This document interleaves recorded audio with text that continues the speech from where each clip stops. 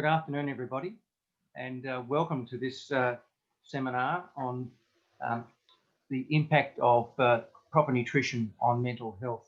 It's my pleasure as your MC. My name's Darryl Williams of the Board of the Mental Health Foundation to invite and welcome you on behalf of the Mental Health Foundation, its board and its chair, Vasant Srinivasan, to participate in this 1 hour session, which will consist of a webinar, including a video presentation and an oral presentation, and then an opportunity for you to ask questions and hopefully have them answered to your satisfaction.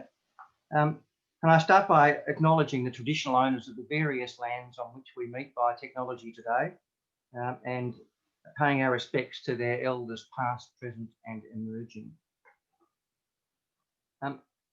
So today's webinar speaker is Dr. Tetiana Rox. She will be addressing impacts of social media on mental health, which is a very interesting topic and related to her world-leading research work at Deakin University. So in total, the webinar will be 30 minutes worth of presentations, followed by the question and answer session that I mentioned. The Mood and Food Centre at Deakin University is led by Professor Felice Jacker, who has addressed us, as indeed Dr. Rox has done, at previous Mental Health Month events. Professor Jacker can't meet with us live today, but we do very much thank her for sending us a recorded message on her special subject of food and mental health. I think we all understand something about the relationship between food and our general and physical health. Intuitively, perhaps we also understand that there is a relationship between what we eat and how we feel, our psychological and social health. But it's not until relatively recently that this has become a field of professional study. And Professor Jacker is a leader in that field, a world leader. She could be doing her work anywhere in the world, and the fact that she chooses to do it here is a wonderful thing and a great benefit for Deakin University and indeed for Australia. Professor Jacker is a director of the Food and Mood Centre and founder and president of the International Society for Nutritional Psychiatry Research. She is a National Health and Medical Research Centre Career Development Fellow at Deakin University in Australia within the Impact SRC at the School of Medicine. So we're going to start by hearing seeing a recorded message from Professor Jacker.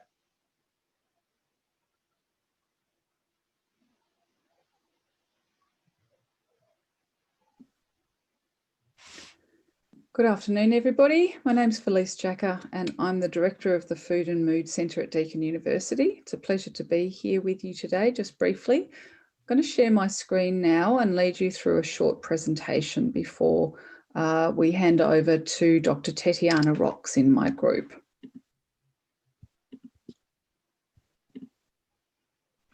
Okay, hoping everyone can see that.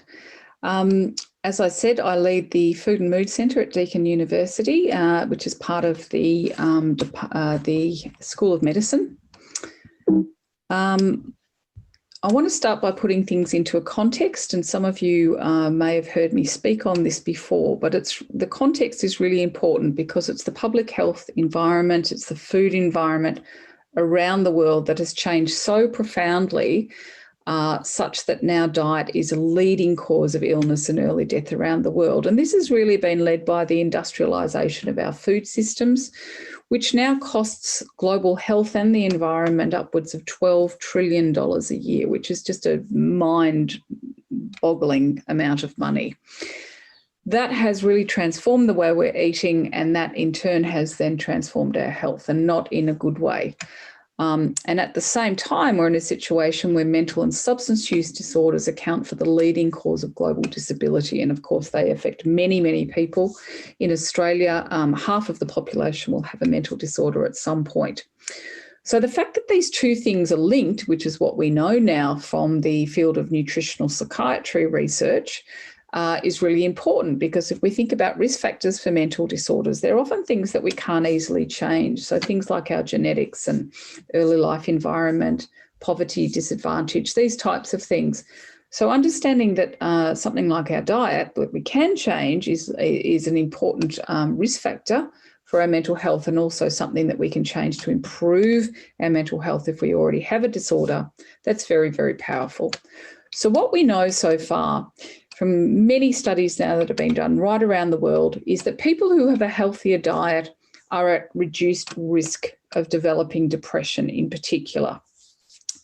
And as I said, it's a very powerful understanding because diet is something that we can do something about. So whether you're in Norway or Canada or Australia or Japan or China, if your diet is higher in whole foods, plant foods, the foods that we know are healthy for us, and Dr. Rox will talk about this a bit more in detail, you're at reduced risk of developing depression.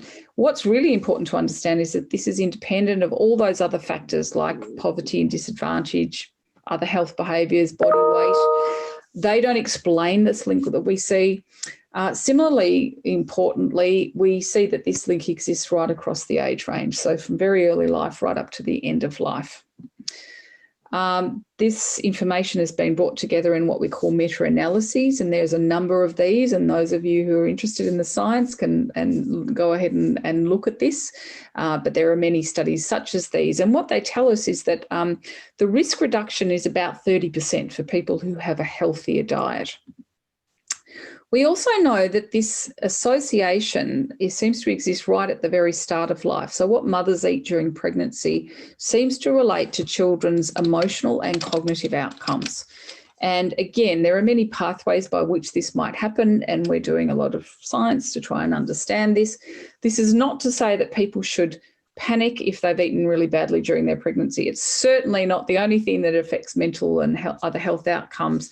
But again, it is something that eating affects 100% of the population, and it is something that we have some control over. So it's worth understanding this.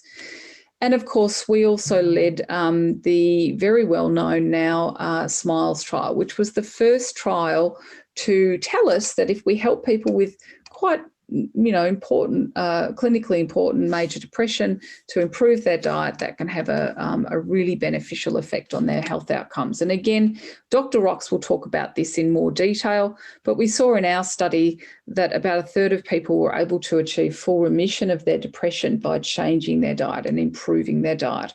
And there have been studies since then that have supported this. We also know that this is a really cost-effective way to treat depression, and the cost saving per person within the SMILES trial was about $3,000 because they lost less time out of role and they saw health professionals less often. So that's important. The other thing we knew about that trial was that it was actually less expensive to eat the diet that we were advocating for than the kind of junk food heavy diet that people were eating when they were coming into the study.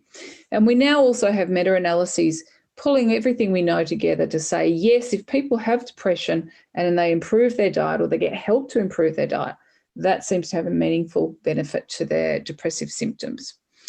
So the take-home message is that diet matters to mental and brain health, and because it's modifiable, it's a target for prevention and treatment. And so, as I said, Dr. Rox will lead you through some of the details of this and how to actually achieve that healthy diet.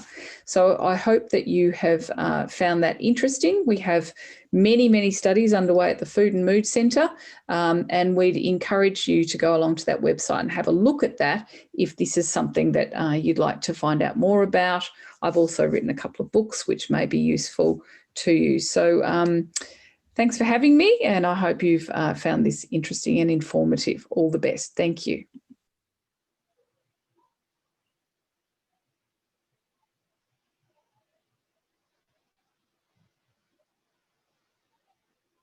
So we very much thank Professor Jacka for that recorded message.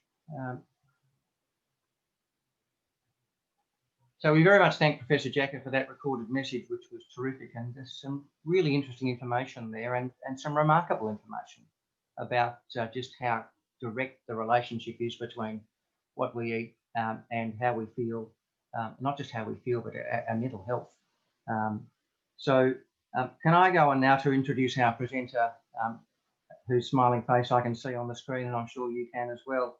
Dr. Tetiana Rox is a Fernwood Foundation postdoctoral research fellow and head of the translational and educational stream at the Food and Mood Centre. She's currently overseeing projects focused on developing new models of care and evaluating existing practices in mental health. I've heard her speak on previous occasions. She's extremely knowledgeable, and like Professor Jacka, whose team she is pretty close, I think, to effectively 2IC on, she is conducting world-leading work and research and giving us the benefit of that right here in Australia. So let's welcome Dr. Tetiana Rox for her address. Thank you.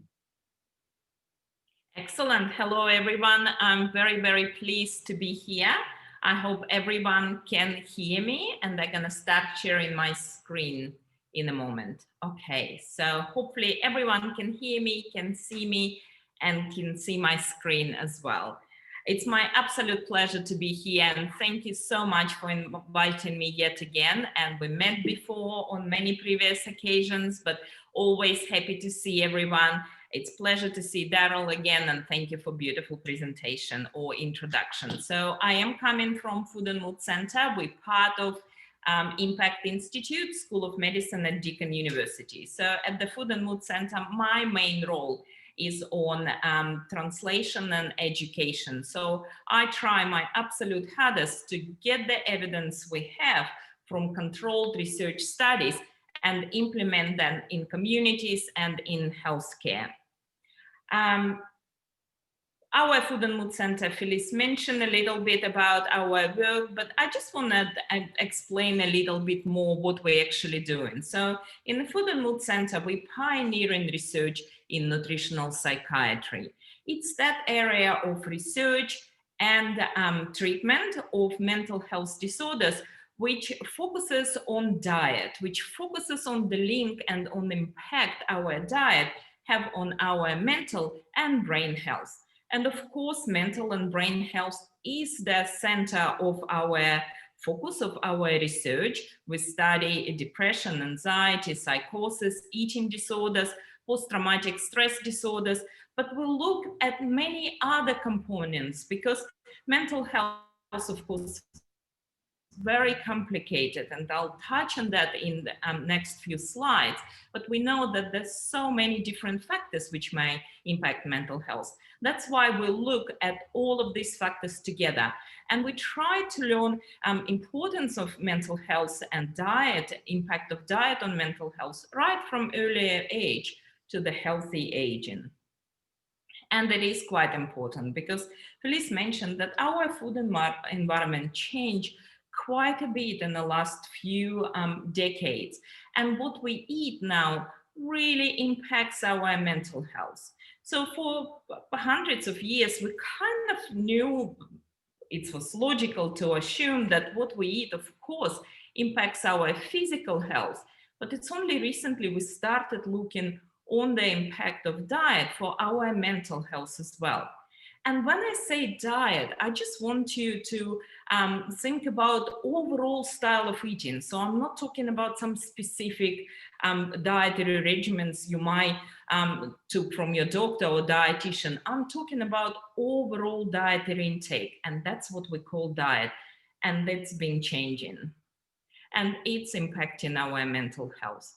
And Felice mentioned it is quite important to study because mental health disorders and substance abuse disorder are the leading cause of disability in the world.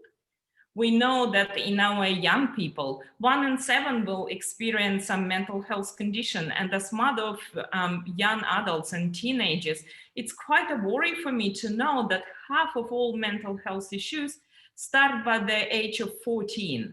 And then by early adulthood, we have about 3/3 of all presentations in mental health.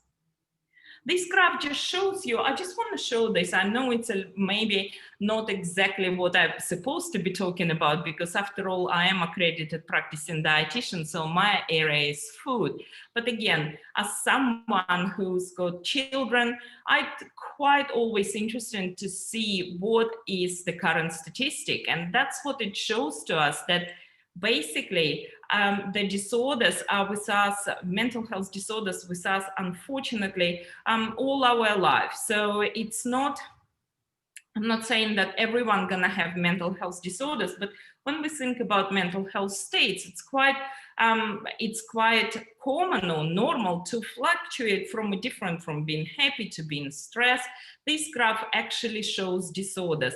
And it shows that stuff like common mental health disorders, depression and anxiety, and depression in particular, which I'm gonna focus on today, is quite common and is quite prevalent, and it speaks around that teenage years, earlier adulthood. So it's very particular time, very important time to look after our mental health. And that's unfortunately probably last thing on the mind of young people today.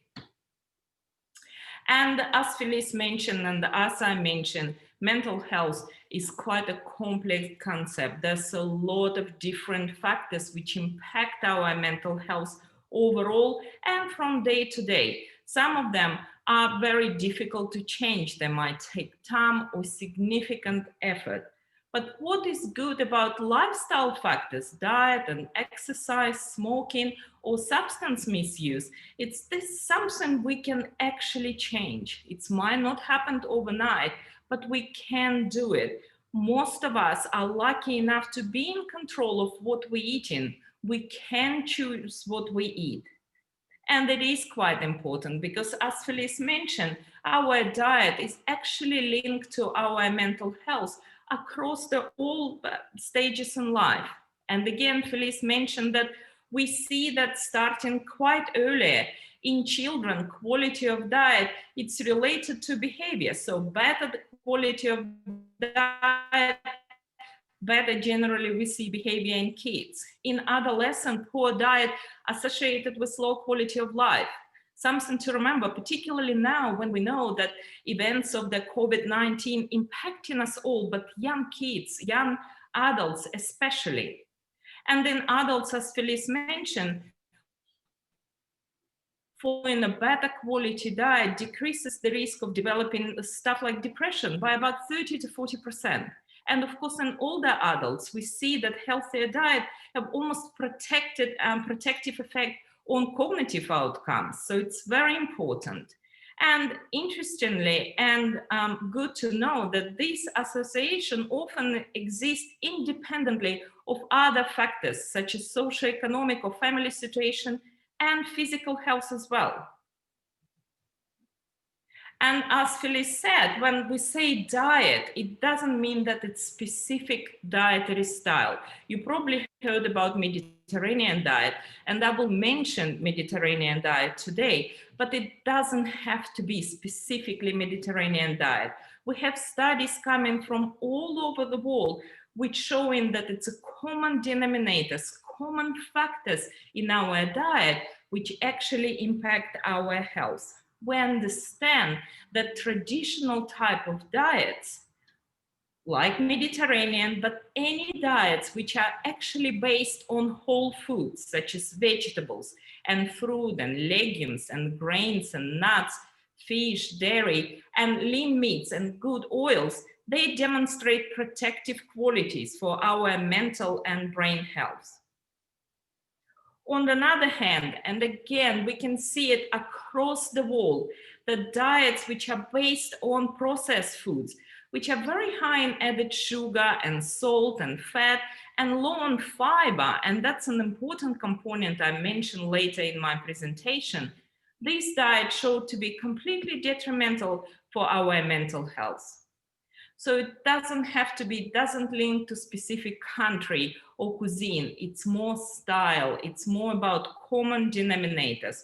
Whole foods, vegetables, fruit, legumes, grains, and highly processed foods, ultra processed foods, which are very high in added sugars and salts and all the nasty stuff we don't really need to consume. I just want to go here and spend a couple minutes on the gut-brain axis.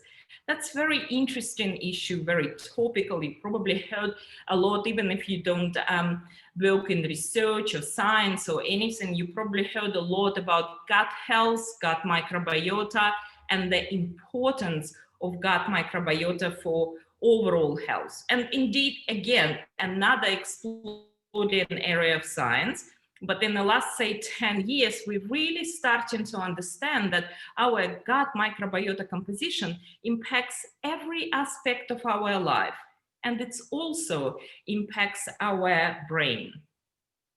Here, I do like to make a little joke, and hopefully you haven't heard me speak before, but here I do like to say that if you ever feel alone, please don't, because we all have 100 trillion of microorganisms living on us and inside of us. Our gut is the largest harbor for microorganisms, for gut microbiota. Trillions of them there. Did you know that majority of our genetic material, which we carry around as humans, actually belong to microbiota, to microorganisms? We only have about 23,000 of human genes compared to nearly 4.5 million of microbial genes. No wonder microbiota, and particularly gut microbiota, has such a profound impact or such a profound links to our health. So what's the gut-brain axis? So this is that bidirectional communication between our gut and emotional and cognitive centers in our brain. It's very, as I mentioned, very new area of science, very interesting, but what we do understand right now, we don't understand everything, but what we do understand that normal gut physiology, normal gut function is of critical importance to the brain function. Because we understand that gut microbiota really does communicate with our brain. In abnormal gut function, and we can see unfortunately that in presentation in people with gut issues such as IBS or IBD, quite often these gut issues or gut disorders are also linked to depression and anxiety. And we don't always understand what came first. Is that because of gut issues, which could be quite severe and quite debilitating? Do they impact our mood and our anxiety levels, or does it come another way around? What we see, and mainly does come from animal studies, that there's clear links. And when I say animal studies, it's interesting to mention studies in germ-free mice. So germ-free mice, when animals are, or mice bred without any germs around, what researchers notice that these mice have very different presentation. They behave in a different way to other mice. Their brain develops differently. They have totally different relationship with the rest of their peers, of the mice who bred normal way. And that's where we understand that healthy status, healthy microbiota is so important for our emotional and mental health. There's a lot of factors which might impact our gut microbiota.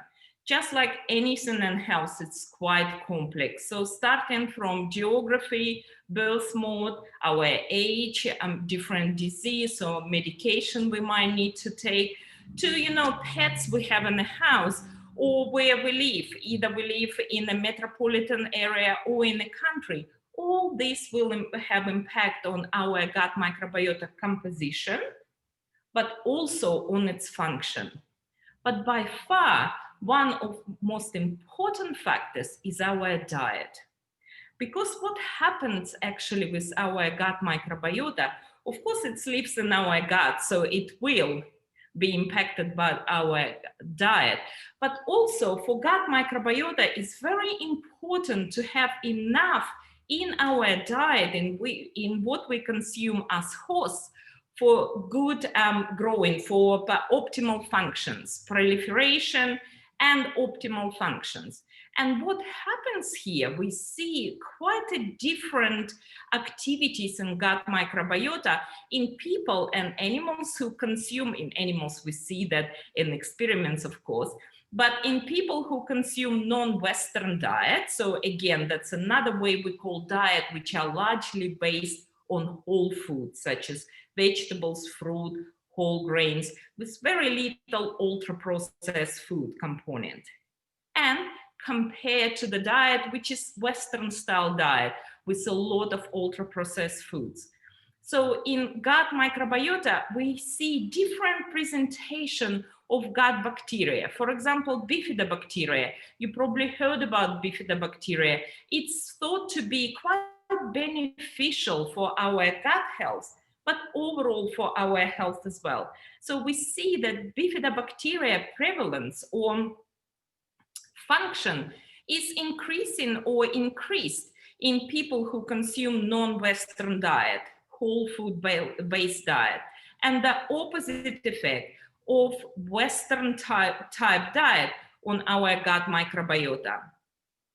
We can see the different names of bacterial groups and species such as Prevotella or bacteroids. So they all go up or down depending on our diet.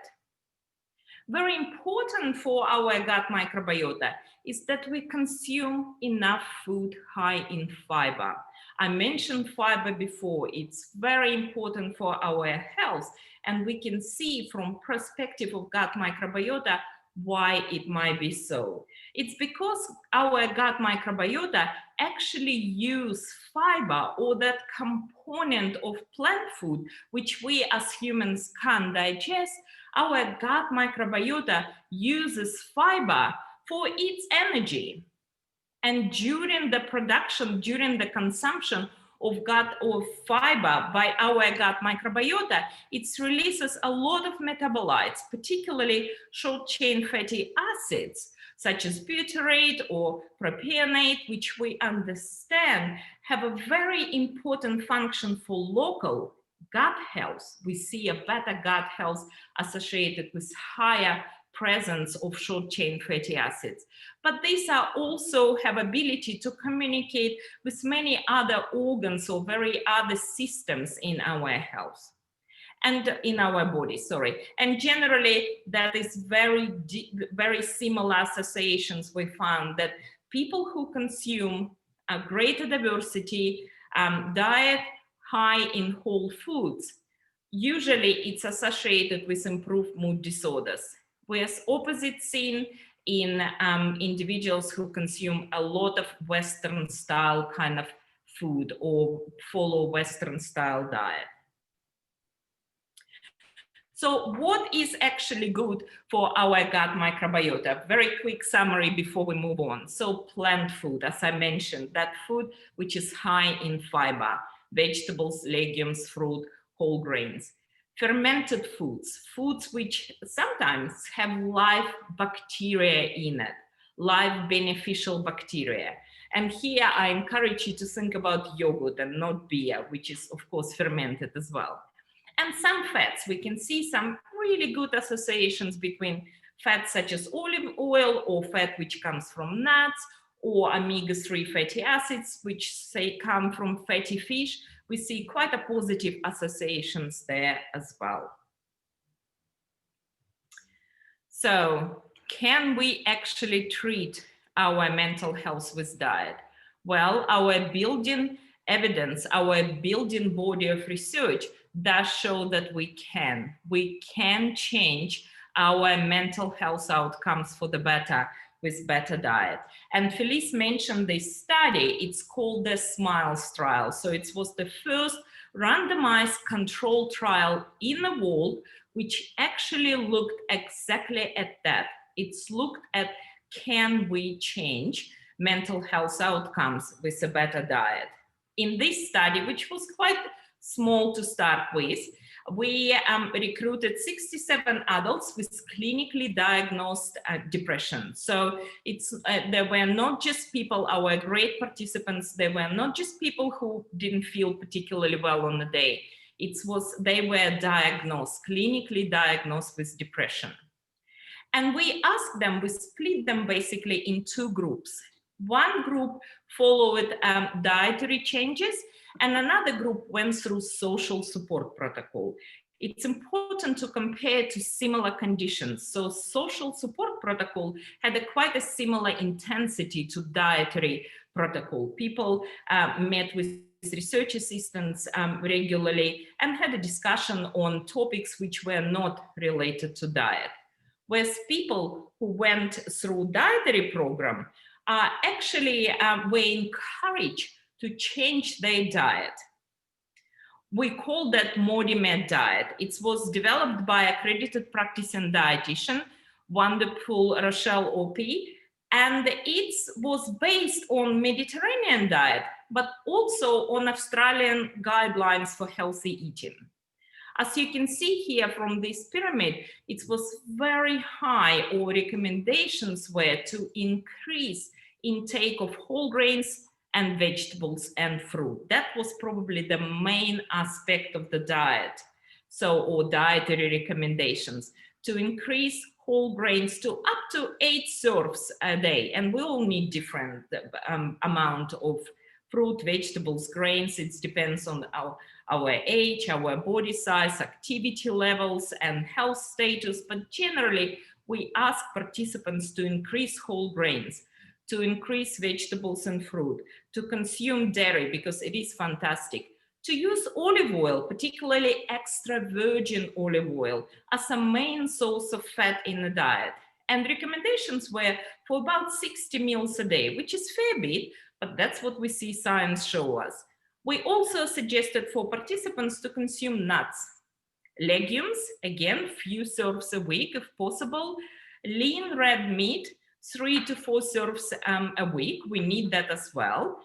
Fish, poultry, eggs, and another cage, we ask to decrease amount of these ultra processed foods to under 3 serves per week. And look what happened. Felice showed you that before, but I just want to repeat because it's such a positive result. It actually did show that after 12 weeks of dietary changes, 32% of people in the dietary support group actually achieve remission criteria. It means that they were no longer classified as having clinical depression. Pretty much everyone improved, but 32% achieved complete remission. Social support group did well as well, but only 8% of people improved there. And Felice mentioned again, we did a lot of assessment around cost of the diet from social, economic perspective, but also from a personal perspective. So, and what we calculated that on recommended Mediterranean or ModiMed diet, our participants would have saved around $26 a week. And that's based on metropolitan Melbourne a couple years ago, so might be a bit higher now. But the main point is that to follow healthy diet, people don't have to spend more. You do need to know, of course, what you're doing. You need to have skills and equipment, but you don't have to pay more.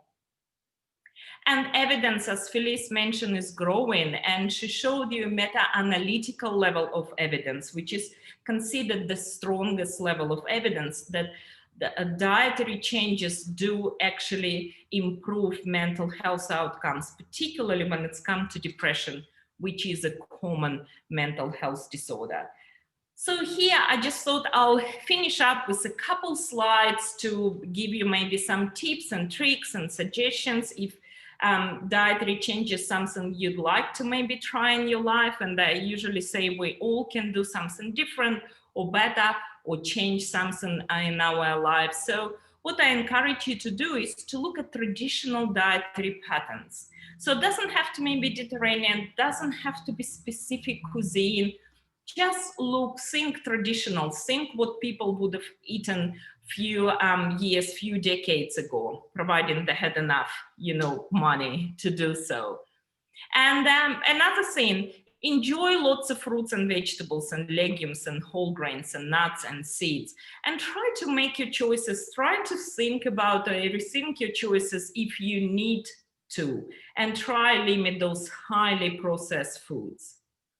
Think about eating plant food, and I'm talking about raw or cooked veggies and legumes and fruits at every meal or snack. Every meal or snack. Particularly in teenagers, they snack all the time, and I know this. Try to incorporate those plant foods during snacks. And if you want to change something, it's always a good idea to start small with sustainable changes. And that's what worked in the SMILES trial, because people were there, people, our participants, were supported to make those small but sustainable changes. If you'd like to increase your vegetables, start with breakfast. There's so many different options. Doesn't have to be expensive avocado on toast. A bit of canned beans is fine, but just please go ahead and choose the ones without added sugar or salt. So canned baked beans on toast, fantastic. Find the ones you actually like, because we might all have the best intentions when we think we're going to start doing this and that, but if we don't like vegetables or specific vegetables, we're not going to eat them. So you find if you think you don't like vegetables, your kids don't like vegetables, look around, you'll find the ones you actually do like. Good idea to start with ones you don't have to cook much. There's a lot of fresh veggies. We live in a beautiful countries. There's a lot of fresh fruit and vegetables available. And if you go and start with one you don't have to cook, might be a bit easier. With fruit, that's quite easy. Look, we do have a lot of fresh fruit available, and they are great to have as snacks. So carry your apples in your bag or leave you in the car. They should be right there, and you always have a snack when you need one. Legumes, nuts, and seeds. They are often forgotten, but these are fantastic. They're so high in fiber. They're so high in goodies our body really needs, and so versatile. And they more and more become fashionable. So there's lots of recipes. There's a lot of opportunity out there to actually enjoy them. And don't forget your whole grains. Carbohydrates get a bad rap sometimes in all these fat diets, but we're talking about whole grains. They come from carbohydrate group, but they are much more than highly processed carbohydrates, which we don't really need. They're affordable, available, they're highly adaptable, and they are fantastic because, again, whole grains are so high in fiber, which we all need. Couple tips for busy lives. Look, we do need to, prepare.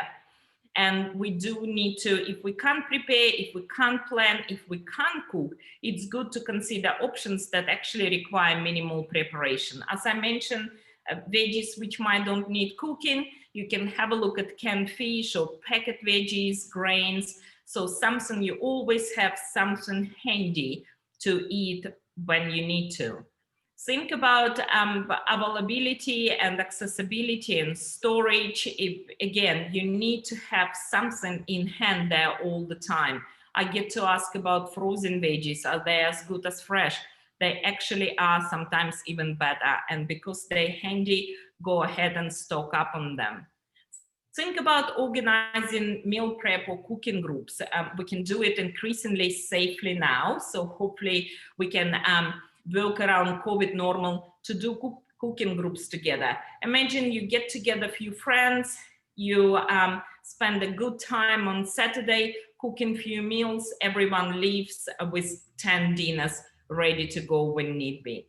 And of course, if you want to have takeaway, there's so many good options which don't cost arm and a leg. Just look around. Think what's available, spend a little bit of more time planning next time and look around what is out there. And try to remain positive, no matter what. I always like to finish on positive focus, because we know that optimism, our ability to adjust and solve problems, is very important. We need this for this constructive focus, for changes or for anything else we do in life. And another thing I like to remind all of us that World Health Organization actually defining recovery for individuals who are experiencing mental illness as foremost feeling of hope, healing, empowerment, and connection. And with this, I would like to thank you. I would like to summarize that hopefully you've seen, we showed you in such a brief presentation that diet does have a profound links to mental health. Diet is modifiable. We need to remember this. And better diet for mental health is based on whole foods, veggies, legumes, grains, nuts, fruit. If you'd like to know more about diet and mental health, I developed and lead now the free online course through FutureLearn. It's called Food and Mood, surprise, but it's out there. We had fantastic support for the course. It's been run 3 times now. We have over 50,000 learners from all around the world enroll in the course. So this map showing where people coming from to enroll in the course. It is completely free. If you do want a certificate at the end, I think FutureLearn will ask you to pay a price for certificate, but you don't get extra knowledge from it. But if you want to learn for 3 weeks, if you want to engage with global audience, please do so on FutureLearn, Food and Mood. Visit our Food and Mood Center for any information or for information on how get in touch with us. And thank you again for having me. I'll be very pleased to answer any questions you might have.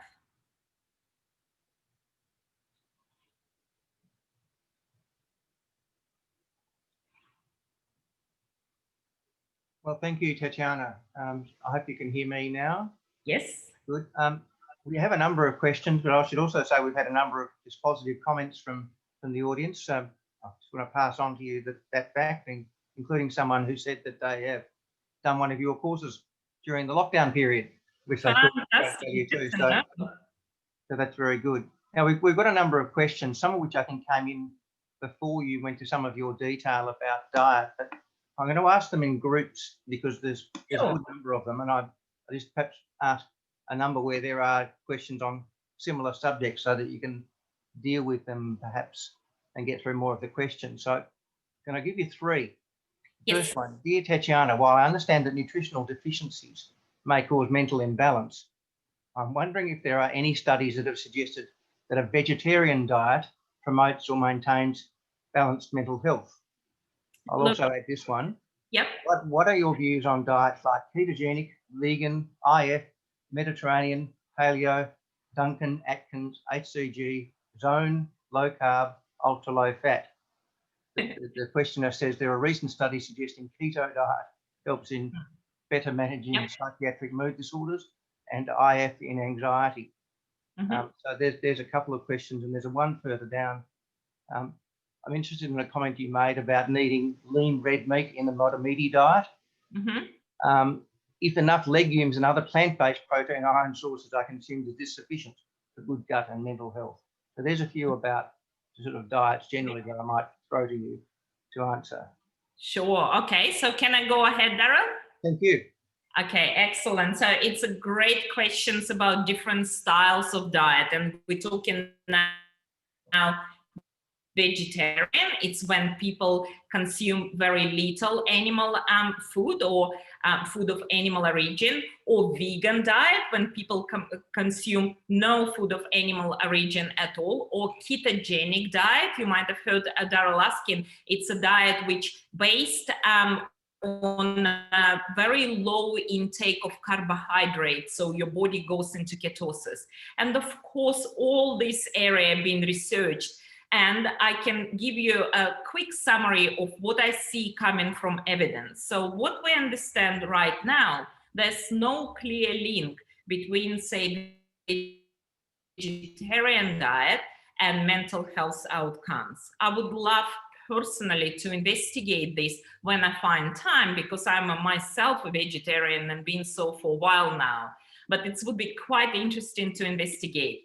Ketogenic diets, so diets with a very low intake of carbohydrates, usually based on foods of protein and high in protein and fat of animal origin. We see in some animal studies that ketogenic diets might lead to better outcomes. But I need you to understand or think about with me differences between feeding trials in animals and any kind of studies in humans. Ketogenic diets, one problem with them, it's they very hard to follow. People think if they stop eating sugary foods or sweet foods for a few days, it means they're in ketosis. It's not that easy. So we don't know exactly what is happening with ketogenic diet because we need more trials in humans, not in animals. Where we can actually feed them whatever we like and then see what's happening. But in humans, in real people who can or cannot follow specific dietary styles. And that's another thing I need to mention. The best thing, no matter how much I try to answer all the questions, it's very hard to prescribe diet or explain dietary requirements to someone who I can't even see, because all what I can see is lovely Daryl right now. Our diet is highly individual concept.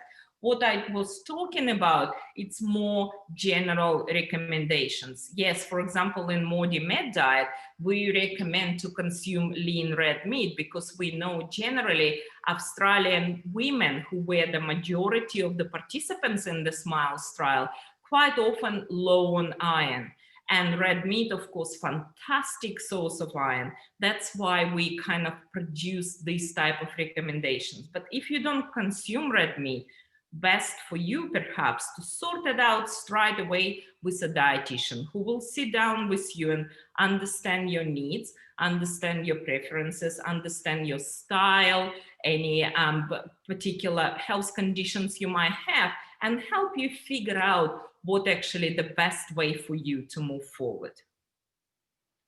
Thank you very much for that. That's great. Now, I've got 2 or 3 questions about vitamins and supplements and micronutrients and the like. And these are all from people who acknowledge the need for a balanced diet. And so they understand that. But like you and me, they have children in teenage or beyond years and are finding it difficult to get their children to eat because they're fussy or whatever.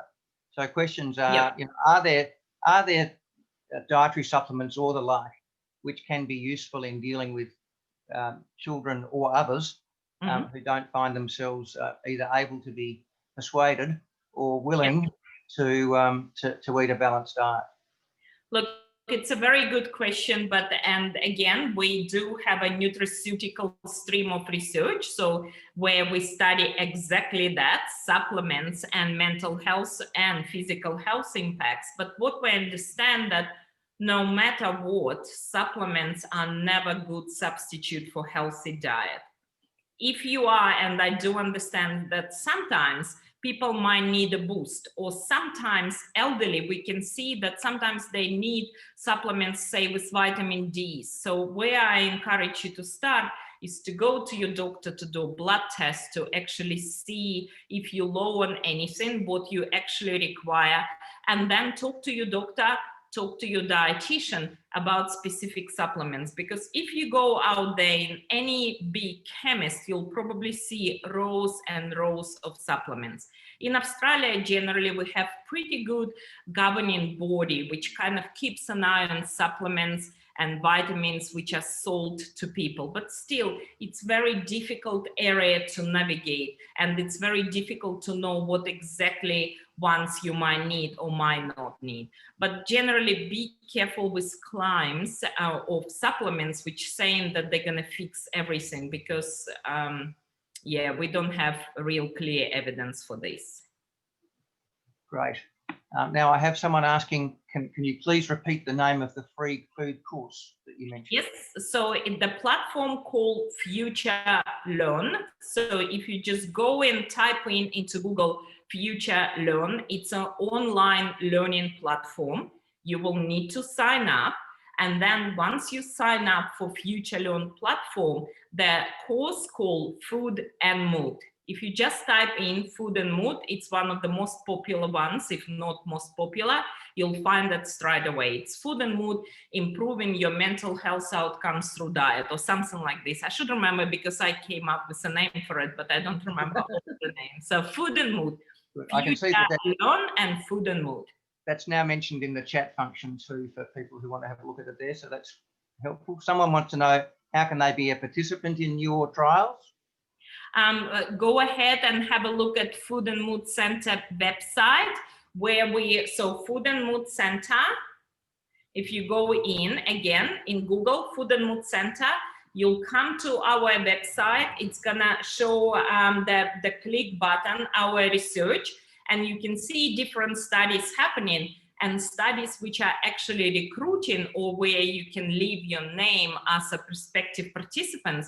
You will see that option there. And thank you for your thank you for willing to participate. We're always looking for participants. It's very important, and we highly appreciate people who give their time to help us.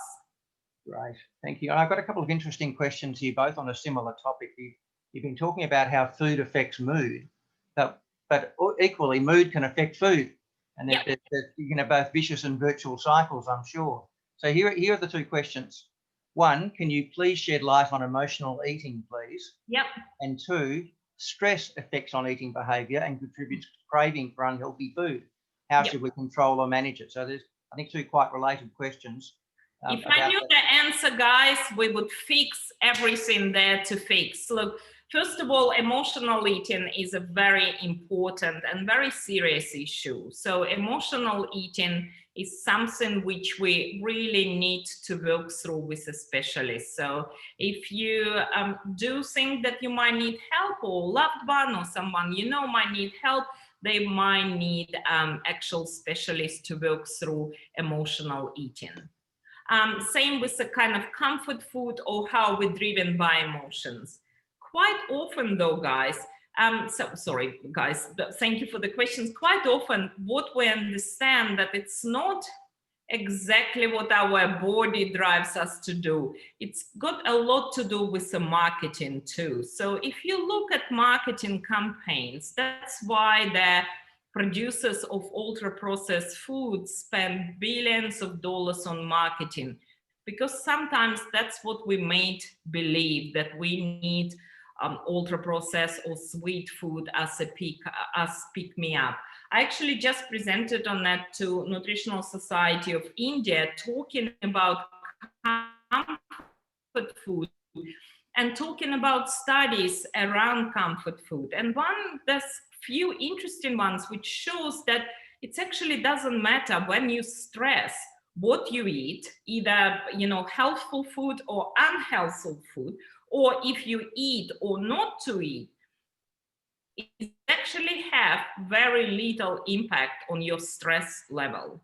There's also meta-analytical level of data when they pull lots of different studies together that shows that sweet food doesn't actually reduce stress level or increases energy. There's no valid reason for us. There's no scientific reason for us to believe in that. But hey, I'm a human being. I know exactly what you're talking about. So sometimes it's good to kind of unpack, do I crave this because I'm stressed or emotional or want this? Or is it because I heard, ad for Menulog or something like this? And that's what we unfortunately see. That's what's happening. Yes, it's hard to persuade ourselves with logic sometimes, isn't it? We, as human beings, we don't always work on logic. Absolutely. And that's why I said being prepared is good, because if you do have snacks around you, if you are kind of filling in with fruits and veggies, chances are you might be craving less, sweets. It's part of the Moody Med diet was actually encouraging free consumption. So people were encouraged to eat as much or as little of sweet fruit and maybe dry fruits as much as they want, because they're sweet, they're quite palatable, and they could be, used to snack around every time when you want something sweet. Yeah. I have a specific question about the diet for pregnant women. What type of diet should a pregnant woman be having to have emotionally healthy children? If only it was so simple. Yes, if only. So look, and again, I think Phyllis mentioned that in her presentation. If she didn't, I would, that we last thing we want is to make pregnant women to feel even more responsible for everything around them. So when you're pregnant, just go ahead and enjoy what you and your growing child need. But generally, it's same applies. So diet based on whole foods. because pregnancy is a tricky and such a demanding period for, for our bodies, female bodies, you might need to, or I advise you actually to talk to your health professional and start there. If you have any concerns, if you think you might not be doing what you would like to be doing, do reach out to health professional for help. Sorry. I've got a question specifically about irritable bowel syndrome and a link between IBS and mental and food intolerances. The questioner says, often people with IBS have difficulty digesting fibre or have FODMAP intolerances, therefore legumes are not an option. So that's over to you for a comment. Is there a theory? Yeah. It's quite it is quite specific. And again, IBS could be managed, and you could generally, we see that a lot of people could consume fiber, but it is a tricky way of actually introducing fiber. And for IBS, for successful management of medically diagnosed IBS, best to speak to your dietitian, because dietitian will be able to help you to reintroduce certain foods. Even if you thought that you can't consume them anymore, there is a process of reintroducing certain foods, or trying that whatever your limits are, you actually maximizing the variety and maximizing quality of your diet, your specific diet. And everyone is different. IBS is very tricky. There might be very different foods or combinations of foods or time of the day or time of the year or our age, which might actually impact IBS symptoms. If you'd like to start thinking about or discussing that yourself or thinking yourself, you might like to start noting the specific foods and specific responses, what you feel to help you out. Thank you. We've just got a few minutes left, and I've got, I think, 3 more questions we haven't got to yet. I don't think I can take any more after that, but here's a couple that are very closely related. One, how do we get psychiatrists and GPs to look at their patients' diets? And 2, while there are considerable evidence between food and mental health, why aren't the practicing professionals acknowledging, encouraging, or guiding the public on this issue? Well, that's actually what my career goal, and I just wrote my goals for next few years.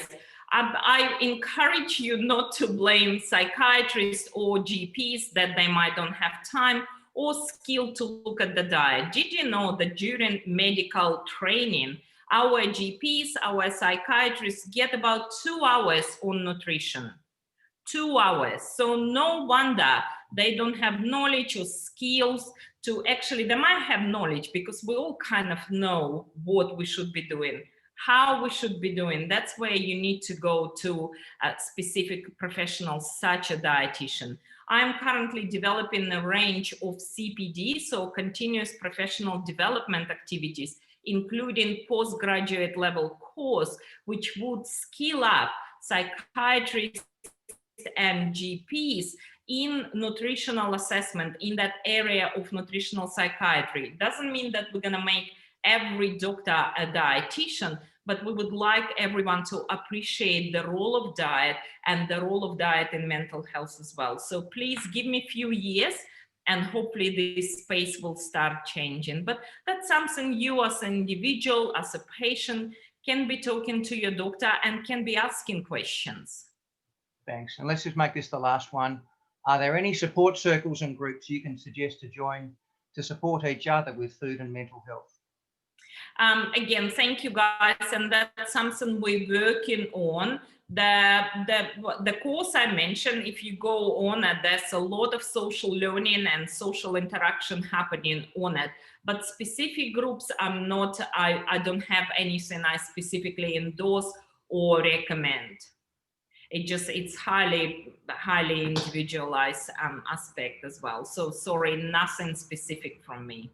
Well, thank you very much for fielding all of those questions all the same, and for sharing your knowledge and wisdom with us. And thanks to all who've participated by either viewing or asking questions, or just participating because they are hungry, not hungry for food, but hungry for knowledge and information that we can use. And you've certainly provided us with plenty of that. I can see, Tatiana, why you work in the translational educational field, because you not only have an obviously outstanding academic understanding of these areas, but you're also able to offer practical guidance and assistance to turn that into how do you deal with real people in the real world. We're not all academics, and I think, as you said not long ago, we all kind of know what we should be doing, but actually turning that knowledge of what we should be eating into what we actually do in our daily lives, that's a challenge for every single one of us. So absolutely. And Daryl, can I just mention, last thing I want with my presentations is people feel bad about themselves or what they're eating or what their family eating.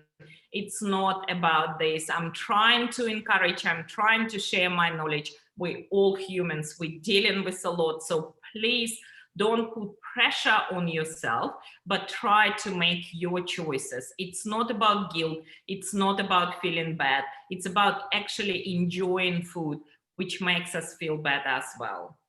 Well, can I thank you again, both you and Felice, for the presentations that you've given us today. You will each be getting an engraved pen from the Mental Health Foundation. It's not exactly payment, but it's a token of our appreciation for your presentations today. Can I also just offer some thanks on behalf of all of us to those working behind the scenes on this and dozens of events during this Mental Health Month, which is coming close to an end. It's been an incredible challenge, which I, as an old person, can only sort of admire what some of the younger people in our organisation are doing to bring these events to you all. So we've got Nithya Viswanathan, who's the virtual event organiser at the MHFA. Now, there's a title that never existed 6 months ago. We've got Pantelis Lucas, who's also a virtual event organiser, and they've both been doing all of the behind the scenes work on this and all of those other events under the leadership of Aisha Usman, the General Manager of the MHFA. They've done just an amazing job of bringing all of this stuff together. To the extent that this seminar hasn't run smoothly, it's only because the MC is an old fart who can't do things very well with modern technology, and I'm sorry about that, particularly at the start, but that's where we are. But thank you for everybody who's participated. Thank you all of us, the well over 100 people who've joined us today. It's been a terrific event, and thank you very much. I'll now draw it to a close. Thank you. Thank you.